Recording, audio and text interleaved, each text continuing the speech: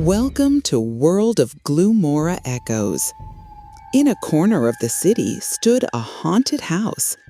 Every resident was aware of its terrifying reputation. For several acres surrounding it, no other houses had been built, as no one wanted to live anywhere near it. One day, a television serial director decided to shoot a live recorded show inside this very haunted house, naming it The Game of Death. In this game, selected participants would have to spend an entire night inside the house. Cameras would be installed in every room to record their fearful moments. The participant who managed to stay the entire night without showing fear would be rewarded with a prize of $10 million. The director announced the Game of Death throughout the city, but soon received a notice from the local administration denying him permission to shoot there, as the building was deemed a danger zone.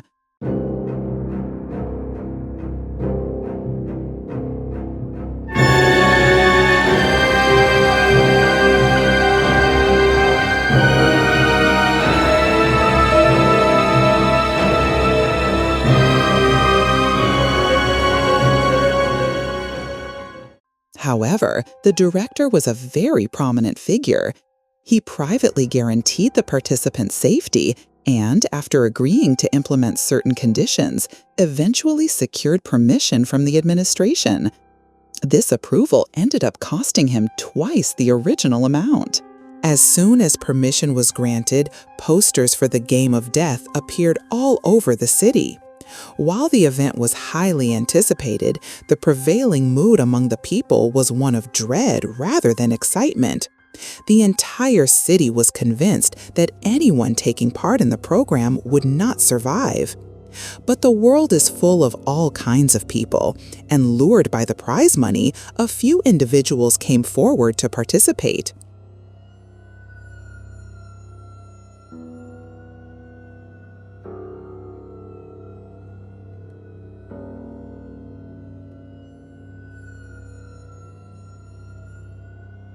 Each participant was assigned a number and fitted with an electric bracelet.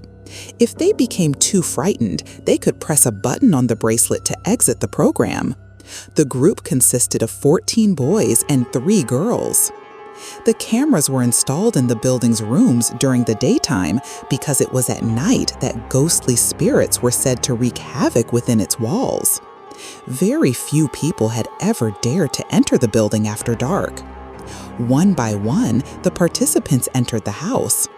They each selected a room based on their number, and upon entering, they were required to lock the door from the inside and throw the key outside.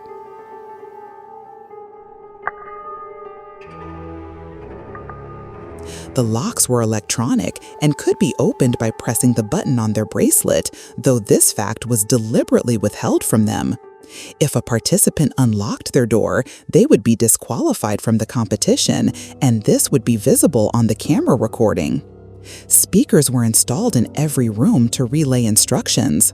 Through them, everyone was instructed to quickly lock their door and slide the key outside. After this, the lights in the rooms would be turned off. Everyone followed these instructions, locking themselves in and throwing away their keys.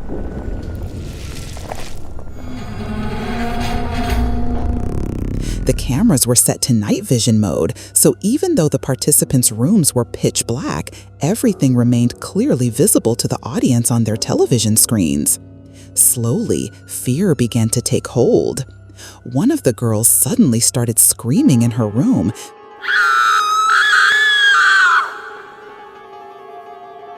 feeling as if someone was choking her.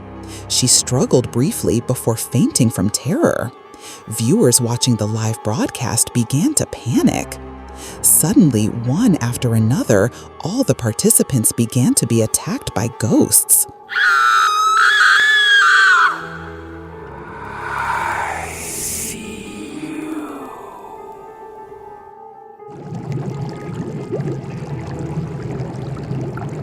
The astonishing thing, clearly visible on camera, was that the participants appeared to be harming themselves.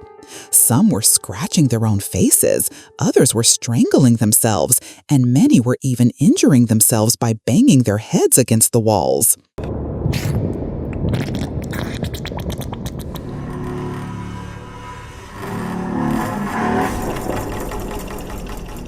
As the viewers' fear escalated, government officials rushed to the building.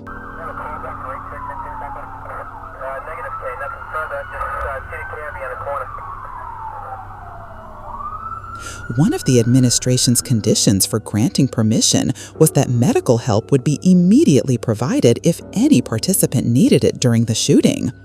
Now, with all the participants getting injured on live TV, public outcry to stop the program grew. Overnight, pressure mounted on the administration. To curb the spreading panic, orders were issued to halt the broadcast. The telecast was stopped immediately, and a desperate effort began to rescue the participants.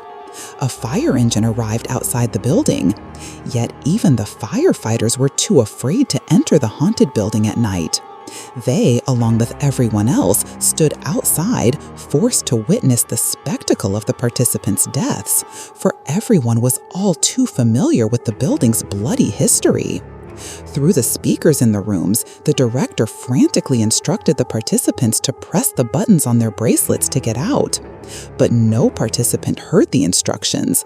Moreover, none of them were in enough control of themselves to press the button.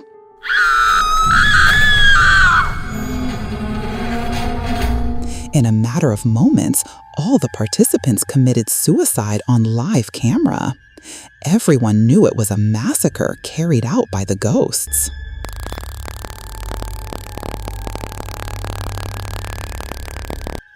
By morning, all the bodies were recovered. The serial director was sentenced to several years in prison and ordered to pay heavy compensation. The building was declared a no-visit zone forever.